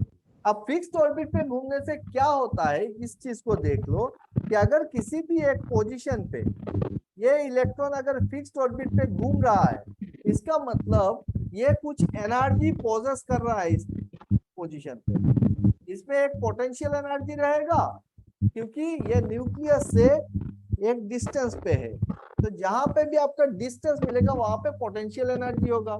कितना होता है पोटेंशियल एनर्जी, mgh। और ये घूम रहा है, इसका मतलब इसमें काइनेटिक एनर्जी होगा, और ये काइनेटिक एनर्जी कितना होगा, ये होगा हाफ mv²। तो पोटेंशियल एनर्जी भी है, काइनेटिक एनर्जी भी है इस इलेक्ट्रॉन में, और ये इलेक्ट्रॉन घूम रहा है। अब बात ये है कि ये जो सर्कुलर मोशन पे अगर घूम रहा है न्यूक्लियस के चारों तरफ, इसका मतलब ये है कि इसको किसी ने बांध के रखा है। कोई ना कोई तो होगा ना जो सेंट्रीपिटल फोर्स इसको देगा, तो ये सेंटर की तरफ कोई ना कोई एक फोर्स होगा जो इसको खींच के रखा है, सेंट्रीपिटल फोर्स। वो फोर्स कौन लगा रहा होगा, वो फोर्स लग रहा होगा क्योंकि ये पॉजिटिव चार्ज है और ये निगेटिव चार्ज है, तो यहाँ पे जो फोर्स एक्ट कर रहा होगा वो होगा आपका electrostatic force. Electrostatic force apply होगा। दो चार्ज के बीच में इलेक्ट्रोस्टैटिक फोर्स कितना लगता है, दो चार्ज के बीच में जो इलेक्ट्रोस्टैटिक फोर्स लगता है वो होता है Q1 Q2 divided by 4 pi epsilon not r या फिर एप्सिलॉन r²। इतना फोर्स लगता है किसी भी चार्ज के बीच पे। तो यही चार्ज जो है, यही फोर्स जो है, ये फोर्स इस इलेक्ट्रॉन को न्यूक्लियस के साथ बांध के रखा है, और न्यूक्लियस घूम रहा है इसीलिए वो फिक्स्ड ऑर्बिट पे घूम रहा है। ये था बोर्स मॉडल का सच। अब सवाल कहां पे क्रिएट हुआ, सवाल ये क्रिएट हुआ कि अगर वो इलेक्ट्रॉन फिक्स्ड ऑर्बिट पे घूम रहा होता तो हम लोग इस इलेक्ट्रॉन का ना पोजीशन बता सकते कि किसी एक पर्टिकुलर टाइम पे ये इलेक्ट्रॉन कहाँ पे होगा वो आइडेंटिफाई कर सकते हैं, हम प्रेडिक्ट कर सकते हैं। लेकिन देखा गया कि हम इलेक्ट्रॉन्स का जो पोजीशन है उसको एग्जैक्ट लोकेशन को हम नहीं निकाल पा रहे हैं। ये बात समझ में आई मेरी? पकड़ लो, आपका प्लेनेट है, ये सन है, पॉजिटिव न्यूक्लियस जो है वो सन है, और उसके चारों तरफ प्लैनेट्स मूव कर रहे हैं। अगर प्लेनेट घूम रहा है, मार्स घूम रहा है, तो हम यहाँ से बैठ के कैलकुलेट कर पाते हैं ना कि भाई आज से 5 साल के बाद, 10 साल के बाद कौन से पोजीशन पे स्पेस में कहाँ पे जाके मार्स होगा। वही कैलकुलेट करके तो हम अपना रॉकेट छोड़ते हैं, सैटेलाइट जाके वहां पे उसके ऑर्बिट पे फिक्स्ड होता है। ये सारी कैलकुलेशन कर सकते हैं आज के डेट में। लेकिन इलेक्ट्रॉन का जो पोजीशन है ना वो हम बता नहीं सकते हैं। ये घूम रहा है, इतना स्पीड पे घूम रहा है, नहीं पकड़ पा रहे। तब जाके हाइसेनबर्ग्स अनसर्टेनिटी प्रिंसिपल जिसको बोलते हैं, अब देखना मेरा ये स्पेलिंग का ठीक नहीं है, हाँ हाइसेनबर्ग, स्पेलिंग गलत हो सकता है।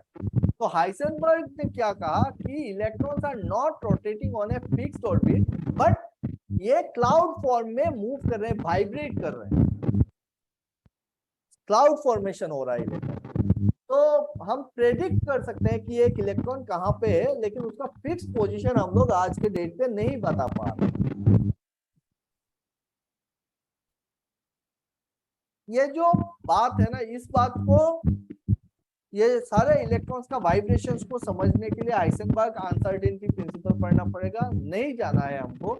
हम कहाँ से मूव करते हैं, हम नेल्स बोर के जो मॉडल है प्लेनेटरी, वहां से चीजों को समझने की कोशिश करते हैं। क्या है कि इलेक्ट्रॉन जो है वो फिक्स्ड ऑर्बिट पे घूम रहा है।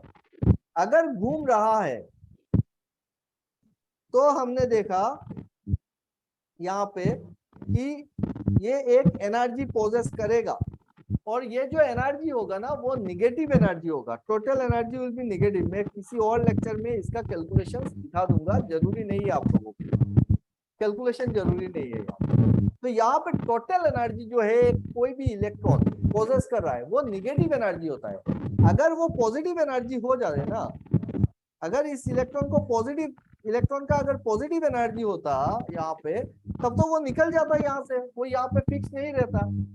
इसीलिए वो घूम रहा है, मतलब यहाँ पे इसका टोटल एनर्जी जो है वो निगेटिव एनर्जी है। ओके, अब नेगेटिव एनर्जी अगर है इलेक्ट्रॉन का, इसको अगर हम किसी तरीके से हम बाहर से अगर इसको एनर्जी सप्लाई कर दे,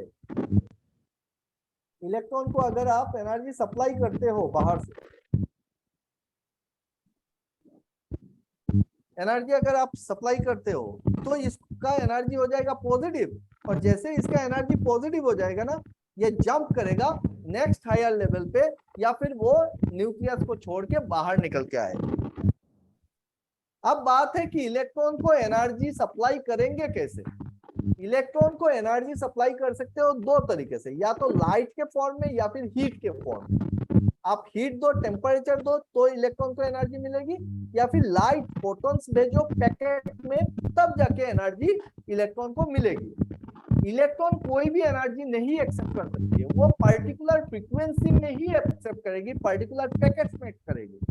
मतलब एक बैंड पे एनर्जी नहीं दे सकते हो, वो एक पर्टिकुलर फ्रीक्वेंसी रेंज पे अगर एनर्जी जाती है तभी जाके वो पर्टिकुलर एनर्जी लेगी इलेक्ट्रॉन। अब हर एक ये इतना सारा चीज जो मैं बोल रहा हूँ, उसका मेरा मकसद क्या है? मकसद ये है कि आपको ये समझाना कि ये जो पॉजिटिव न्यूक्लियस है और इस न्यूक्लियस के चारों तरफ जो हम बोलते हैं ऑर्बिट्स है, ये ऑर्बिट्स असल में है क्या चीज? These orbits are nothing but energy levels. These orbits are energy levels. एक एनर्जी लेवल से दूसरे एनर्जी लेवल का जो गैप होता है उसी को हम बोलते हैं फॉरबिडन गैप, और जहाँ पे इलेक्ट्रॉन एग्जिस्ट नहीं कर सकता है। इलेक्ट्रॉन या तो यहाँ पे रहेगा या फिर वो मूव करेगा नेक्स्ट लेवल पे, ठीक है। अब बात क्या कर रहे हैं कि जो आपका SPDF हमने बोला था साब्शियल्स, और इसमें जो एनर्जी लेवल पे जो इलेक्ट्रॉन्स डिस्ट्रीब्यूट हुए वो किस तरीके से हुए? पकड़ लो, ये मेरा लास्ट एकदम बॉटम लेयर पे कौन सा है? 1s है। उससे हायर एनर्जी कौन सा होगा? उससे हायर एनर्जी होगा 2s। इससे हायर एनर्जी क्या होगा? ये होगा आपका 2p। समझ में आ रहा है मेरी बात? 2s 1s 2s 2p। अब 2s के ऊपर कौन सा एनर्जी लेवल होगा? 3s होगा। ये देखो, एक एनर्जी लेवल से दूसरे एनर्जी लेवल पे ना गैप, अलग अलग लेवल के गैप है। जैसे 1s और 2s के बीच पे का जो गैप है वो बहुत मोटा गैप है, 2s और 2p के बीच पे कम गैप है, 2p और 3s के बीच पे ये नेक्स्ट लेवल पे चला गया तो इसका गैप ज्यादा होगा। इस टाइप से ये होता है एनर्जी गैप, जिसको आप फॉरबिडन बैंड भी बोलते हो, वो बाद में समझाऊंगा किस तरीके से हम बोलते हैं। तो पकड़ लो, ये मेरा 1s हो गया, उसके बाद मैंने एक नेक्स्ट एनर्जी लेवल हो गया मेरा 2s, उसके बाद आया 2p जो 2s के करीब में है, बहुत ज्यादा एनर्जी गैप नहीं है दोनों के बीच में। फिर आया 3s के बाद आया 3p, और 3p के बाद आपका था 3d, लेकिन 3d से एकदम नीचे नीचे आप पकड़ सकते हो, लगभग बराबर आपका है 4s। अब 3d और 4s का जो गैप है ना, उस वहां पे है चला, तो इस ये हो जाएगा मेरा 3d। अब इलेक्ट्रॉन्स का हमको क्या समझना था कि इलेक्ट्रॉन्स कैसे आ रहे हैं आउटर मोस्ट शेल में, 8 इलेक्ट्रॉन कैसे आ रहे हैं। तो 1s का एक पैकेट, 2s का एक पैकेट, 2p का 3 पैकेट, एक एक पैकेट में 2-2 इलेक्ट्रॉन्स रहते हैं। इलेक्ट्रॉन का जो क्या कहते हैं इसको, ओरिएंटेशन है, रोटेशन है, वो ऑपोजिट होता है। कैसे होता है? पहला इलेक्ट्रॉन अगर क्लॉकवाइज डायरेक्शन में घूम रहा है तो दूसरा इलेक्ट्रॉन एंटी क्लॉकवाइज है, 2 इलेक्ट्रॉन हो गए। फिर इसमें क्लॉकवाइज एंटी क्लॉकवाइज, फिर इसमें 1 2 3 इलेक्ट्रॉन हो गए। चौथा इलेक्ट्रॉन जो आएगा ये इसको फिल करेगा, 5वां इलेक्ट्रॉन इसको फिल करेगा।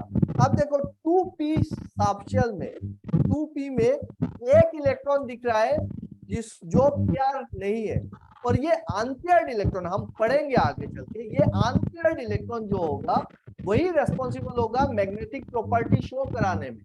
तो पकड़ लेते हैं ये फुलफिल हो गया। अगर पूरा का पूरा फुलफिल है तो फिर मैग्नेटिक क्या होगा, प्रॉपर्टी शो नहीं करेगी।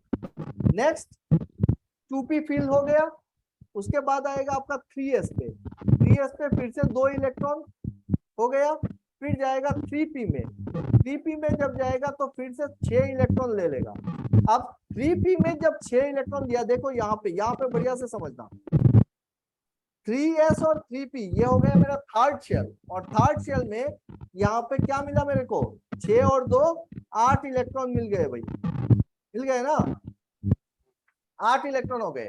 अब 9th इलेक्ट्रॉन जो आएगा थर्ड शेल का, वो थर्ड शेल में 3d को फुलफिल नहीं करके कहां पे चला जाएगा, मेरा 4s पे जाएगा। तो ये तो फोर्थ शेल है, तो इलेक्ट्रॉन का ये था मेरा थर्ड शेल, और उसके ऊपर था ये मेरा फोर्थ शेल, थर्ड शेल के ऊपर था फोर्थ शेल। तो थर्ड शेल में इसने 8 इलेक्ट्रॉन भर दिए, थर्ड शेल में कितने इलेक्ट्रॉन भर दिए, 8 इलेक्ट्रॉन, 2s में 6 p सब शेल में। और फिर जो 9th इलेक्ट्रॉन आया इसका, वो 3d में नहीं जाके वो चला गया 4s पे। तो आउटर मोस्ट शेल कौन सा हो गया, फोर्थ शेल हो गया, जिसमें अभी 1 इलेक्ट्रॉन है, फिर और 1 इलेक्ट्रॉन आएगा, 2 इलेक्ट्रॉन आएगा। तो 4s जब फुलफिल हो जाएगा, 4s फुलफिल हो जाएगा, उसके बाद आपका इलेक्ट्रॉन भरेगा 3d में। तो 3d जो है वो अंदर में है। तो आउटर मोस्ट शेल में आपको कितना इलेक्ट्रॉन देखने को मिला भाई, 2 ही इलेक्ट्रॉन देखने को मिले। ये 10 इलेक्ट्रॉन आया क्या आउटर मोस्ट में, नहीं आया, समझ पा रहे हो। तो 3d के बाद फिलअप होगा 4p।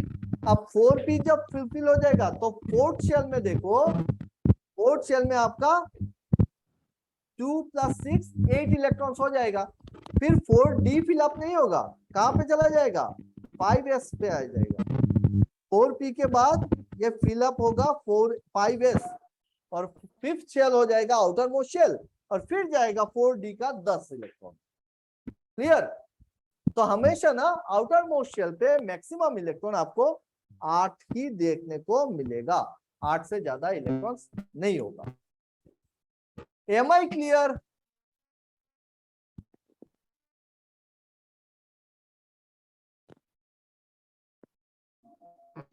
Sorry, I didn't check your messages. Ujjwal, बाकी सबसे रिक्वेस्ट है, जब लेक्चर चल रहा हो ना तो अपना माइक को ना म्यूट रखो, नहीं तो एक्स्ट्रा नॉइस आता है तो परेशानी होती है। उज्जवल अपना माइक को म्यूट करो, मेरे यहाँ से नहीं हो पा रहा है।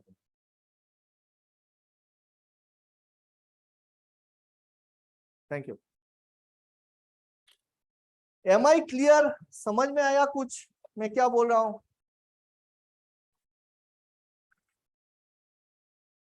अरे बोलो भाई, इतना बढ़िया से समझा दिया यार इलेक्ट्रॉनिक कॉन्फ़िगरेशन।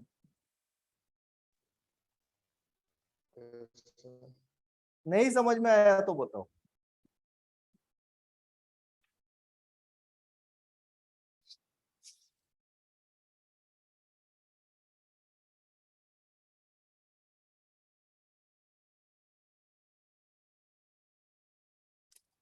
समझ में नहीं आया होगा तो बोलो, समझ में आ गया सबका। तो यहां से याद रखने वाली बातें क्या है, हमारे लिए याद रखने वाली बातें ये है, मैं इसी तरीके से कराऊंगा, एकदम से दिमाग में सेट हो जाएगा। ऐसा नहीं है कि आपको फिर से बार बार पढ़ना पड़ेगा। सिर्फ क्या करना है ना, ये जो पॉइंट है उस पॉइंट को बुलेट देके आप लोग लिख के रखो, क्योंकि भूल जाओगे कि चार्ज क्या है, मास कितना होता है, कितना electrons maximum outer most shell में होता है, कितना इलेक्ट्रॉन्स किसी भी एक शेल में होता है। वो सारी बातें आप नोट करके रख लेना, फ्रंट पेज पे ही रखो, ताकि खोलोगे तब जाके दिखने को मिले। और क्योंकि ये सारा यूनिवर्स का जितना सारा खेला हम पढ़ेंगे, इलेक्ट्रिकल का खेला पढ़ेंगे, इलेक्ट्रॉनिक्स का खेला पढ़ेंगे, तो ये सारे इसी सारे एलिमेंट से और इन्हीं इलेक्ट्रॉन्स और प्रोटॉन्स और न्यूट्रॉन्स का ही खेला होने वाला। ठीक है। इलेक्ट्रॉन्स जो होते हैं, मैक्सिमम इलेक्ट्रॉन्स nth शेल में ट्वाइस n² इलेक्ट्रॉन्स होते हैं। टोटल नंबर ऑफ शेल कितने होंगे, 7 होंगे। और KLMN इस तरीके से हम नोमेनक्लेचर करते हैं इसका। K शेल में 2 इलेक्ट्रॉन, L शेल में 8 इलेक्ट्रॉन, M शेल में कितना था, M शेल में आपका 18 इलेक्ट्रॉन, nth शेल में N शेल में 32 इलेक्ट्रॉन्स, इस टाइप से है। तो हमने देखा कि आउटर मोस्ट शेल में आपका 8 इलेक्ट्रॉन होना चाहिए, लेकिन ऑक्टेट नहीं हो रहा है, 8 इलेक्ट्रॉन नहीं हो रहा है, 32 हो जा रहा है। तो कैसे होगा? तो एग्जैक्टली क्या होता है, सब शेल में डिवाइडेड होते हैं। अब सब शेल में होंगे तो कैसे होंगे? तो हमने देखा कि एस पी डी एफ 4 सब शेल होते हैं। एस में 2 इलेक्ट्रॉन, पी में 6 इलेक्ट्रॉन, डी में 10 इलेक्ट्रॉन, एफ में 14 इलेक्ट्रॉन होते हैं। और ये इलेक्ट्रॉनिक कॉन्फ़िगरेशन है। उसके हिसाब से हमने देखा कि जब इलेक्ट्रॉन्स आके घुसता है ना, कोई भी नया इलेक्ट्रॉन आता है और एक एनर्जी लेवल पे घुसता है, तो वो एस से शुरू करता है, एस पे जाता है, फिर पी में जाता है, फिर डी में नहीं जाता है, वो नेक्स्ट शेल पे फिलअप हो जाता है। नेक्स्ट शेल में फिलअप होने के बाद वो डी ब्लॉक पे आता है, या फिर डी ब्लॉक फिलअप होने के बाद वो एफ ब्लॉक में आएगा। ऐसा नहीं होगा कि वो पहले डी ब्लॉक फिलअप करेगा फिर नेक्स्ट शेल में जाएगा। तो नेक्स्ट शेल का एस फिलअप हो जाएगा, तो उसके अपर आउटर सरफेस पे आप बोल सकते हो एक लेयर बन जाएगा कि आउटर मोस्ट शेल में आपको हमेशा 8 इलेक्ट्रॉन से ज्यादा नहीं देखने को मिलेगा। क्लियर? अभी मेरे को बताओ, हमारे पीरियोडिक टेबल में टोटल नंबर ऑफ एलिमेंट्स कितने होते हैं?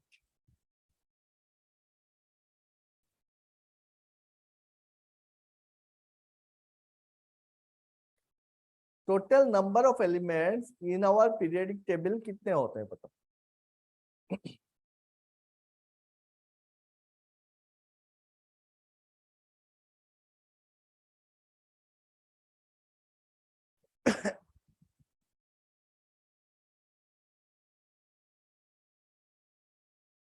अरे बोलो भाई।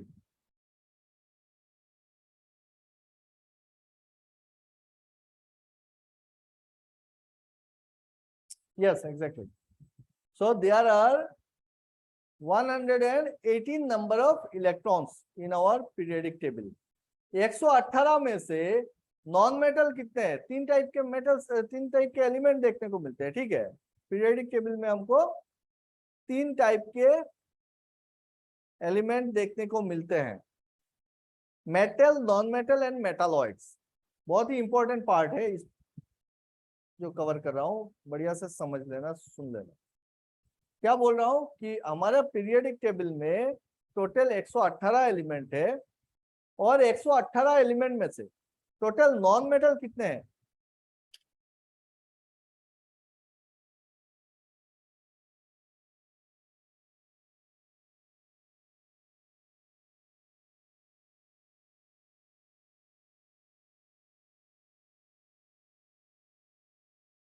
कोई बोलेगा? या थक गए हो तुम लोग? चिल्ला मैं रहा हूं, तुम लोग थक गए हो। टोटल एलिमेंट्स है 118। टोटल एलिमेंट होते हैं 118। उसमें से नॉन मेटल होते हैं, लिख के रख लेना ये सारी बातें, नॉन मेटल होते हैं 18। इतना इजीली पढ़ाऊंगा ना कि पूरा का पूरा साइंस ना आपके कॉपी में बैठ जाएगा, फिक्स हो जाएगा। उसका मेरे को कोई चिंता नहीं है, सिर्फ आपको सुनना है बढ़िया से और नोट्स बना लेना। नॉन मेटल होंगे 18, मेटालॉइड्स होंगे 7। तो 118 में से 18 छोड़ दो, रह गए 100। 100 में से 7 निकाल दो, कितना बच गया भाई? टोटल मेटल हो जाएंगे आपके 93। मेटल 93 है, नॉन मेटल 18 है, और मेटालॉइड्स मेरे 7 है। ये मेटालॉइड्स क्या होते हैं? ये मेटालॉइड्स ही तो है जिनको हम सेमीकंडक्टर के हिसाब से यूज करते हैं, मेटल और नॉन मेटल के बीच में। एक जायका लेते हैं पीरियोडिक टेबल का। पीरियोडिक टेबल में टोटल नंबर ऑफ रोज कितने हैं?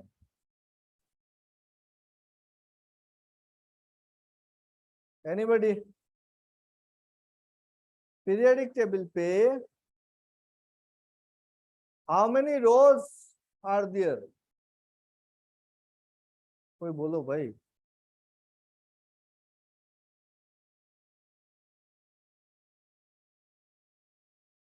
कितने रो होते हैं? 1 2 3 4 5 6 7, टोटल 7 रोज होते हैं, ठीक है। ये हॉरिजॉन्टल को क्या बोल रहे हैं? रो बोल रहे हैं। 1 2 3 4 5 6 7, So there are 7 rows and 18 columns. Total number of columns are 18.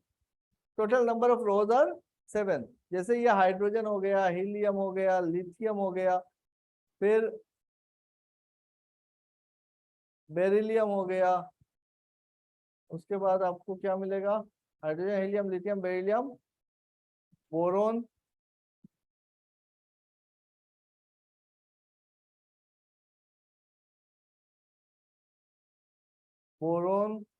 Boron के बाद आएगा कार्बन, नाइट्रोजन, ऑक्सीजन, फ्लोरीन, नियन।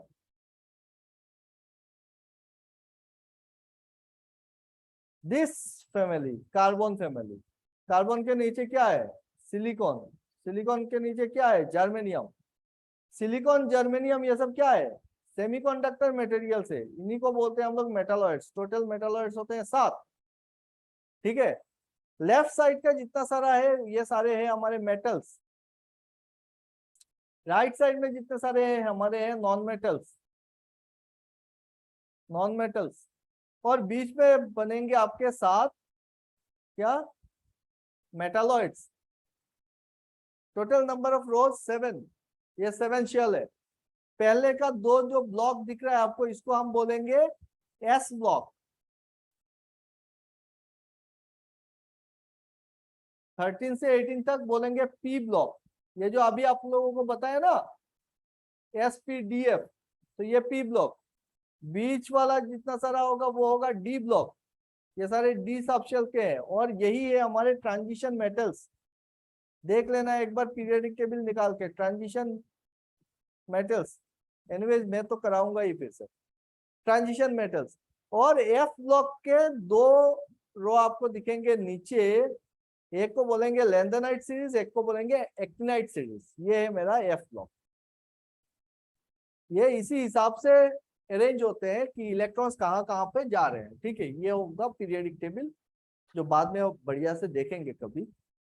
हमको जो पता होना चाहिए वो सारी बातें बेसिक लेवल पे इलेक्ट्रॉनिक स्ट्रक्चर के हिसाब से वो मैंने बताया है आप लोगों को। अगर किसी को कोई कंफ्यूजन है या सवाल मन में है तो पूछ सकता है।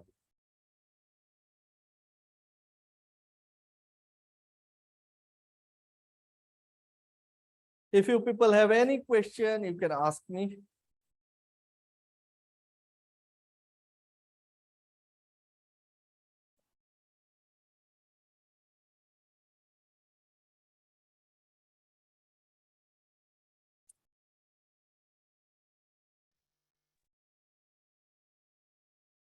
इसका मतलब नहीं है कोई सवाल, सब लोग समझ गए।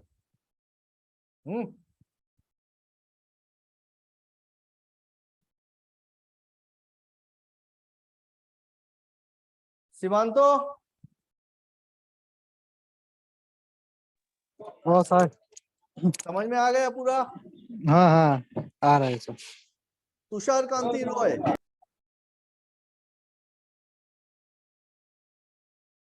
तुषार,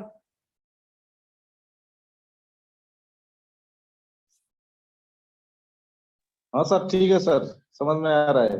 समझ में आ गया ना? ये कब हम पढ़े थे? ये सारी बातें हम लोग क्लास 9-10 में ही पढ़े थे, है ना? लेकिन आई कैन बेट कि अगर जो मैंने बताया आप लोगों को याद हो तो एकदम 110% सब लोग पूरा का पूरा भूल चुके थे, है ना? एकदम सर। तो ये चीज जो अभी बताया ये शायद से डायरेक्टली उतना ज्यादा मायने नहीं रखता है, बट समझने के लिए यहाँ से शुरू करना बहुत जरूरी होता है कि भाई ये मेटल्स हम पढ़ते हैं। नहीं तो क्या होता है ना, जैसे बीच बीच पे आप लोग पढ़ोगे कि भाई ferromagnetic material, ferrimagnetic material, diamagnetic, paramagnetic, ये हो क्या रहा है, कहाँ से आ रहा है? सेमीकंडक्टर्स में पढ़ोगे कि टेम्परेचर इतना होने से इतना इलेक्ट्रॉन वोल्ट का एनर्जी चाहिए, फलाना ढिमकाना। तो वहां पे जाके कंफ्यूज हो जाता है। क्या होता है कि बेसिक जो चीज है, कहाँ से शुरू हुआ है यूनिवर्स का, शुरुआत यहीं से है। ये एटम ही है, उसके अंदर का ये चार्ज पार्टिकल्स ही है, जो चार्ज हम पढ़ेंगे कि चार्ज अगर स्टैटिक में रहता है कहीं पे तो क्या इम्पैक्ट डाल रहा है, यही चार्ज जब मूव कर रहा है तो क्या इम्पैक्ट डाल रहा है। तो हम लोग देखेंगे कि जब चार्ज कहीं पे स्टैटिक होता है तो फिर वो इलेक्ट्रोस्टैटिक फील्ड क्रिएट कर रहा है, और वही इलेक्ट्रोस्टैटिक फील्ड को लेके जब वो मूव कर रहा है तो फील्ड क्या कहीं पे जा रहा है क्या, वो तो फील्ड उसके साथ रहेगा। अब वो इलेक्ट्रोस्टैटिक फील्ड जब मूव कर रहा है तो हम देखेंगे और एक नया फील्ड का एक्सपीरियंस करेंगे, और जिसको हम लोग मैग्नेटिक फील्ड के नाम से जानते हैं कि परपेंडिकुलर रहेगा। Electric field and magnetic field are always perpendicular to each other, और यही सारी चीजें हम लोग मशीन्स में भी पढ़ेंगे। और जब आपका वो चार्ज मूव करेगा और मैग्नेटिक फील्ड मूव करेगी तो हम एक्सपीरियंस करेंगे कि जिसको हम बोलते हैं कि इलेक्ट्रिक करंट फ्लो कर रहा है, एनर्जी फ्लो करेगा। तो यही सारी बातें हैं, ठीक है। I hope I am very clear with my statement, and जो भी मैं कहना चाहता था बहुत अच्छे से क्लियर हुआ है आप लोगों का। किसी को अगर कोई डाउट है तो मैं बार बार रिपीट करता हूँ कि बोल सकता है, ऐसा ना हो कि आप लोग बोलो कि चलो ठीक है बाद में पूछ लेंगे, बाद में कुछ नहीं होता है। जो भी पूछना होता है क्लास में पूछो, क्लियर करो, नोट्स बनाओ और बढ़िया से तैयारी करो, ठीक है। तो आज के लिए आप पे खत्म करें। Yes sir. Yes sir. Wish you all the very best. जितने सारे आज ज्वाइन किए हो, अगर अच्छा लगा हो शेयर करना, मैं ये वीडियो अपलोड करूंगा, यूट्यूब में भी अपलोड कर दूंगा, आप लोग शेयर करना। दोस्तों को बोलो कि जो है लेना है तो कोर्स अभी ले ले, बहुत कम प्राइस में मिल रहा है, 5000 में कोई नहीं देगा, और इस लेवल पे तो कोई समझाएगा भी नहीं। एकदम 110% श्योर लिख के रख लो कि इस बेसिक लेवल पे जाके आप लोगों को इलेक्ट्रिकल इंजीनियरिंग नहीं समझाएगा, वो डायरेक्ट आएगा आपको न्यूमेरिकल्स कराएगा और ऊपर ऊपर से निकल जाएगा, ठीक है। अगर बढ़िया से समझना है और अपने आप को मजबूत खिलाड़ी बनाना है, मेरे साथ एक बार चल के देखो, बहुत बढ़िया लगेगा। एंड बहुत जल्दी मैं ऑफर बंद कर दूंगा, तो किसको लेना है बढ़िया से ले लो, जल्दी से ले लो, है ना। Bye bye everybody, good night. Good night sir. Good night sir.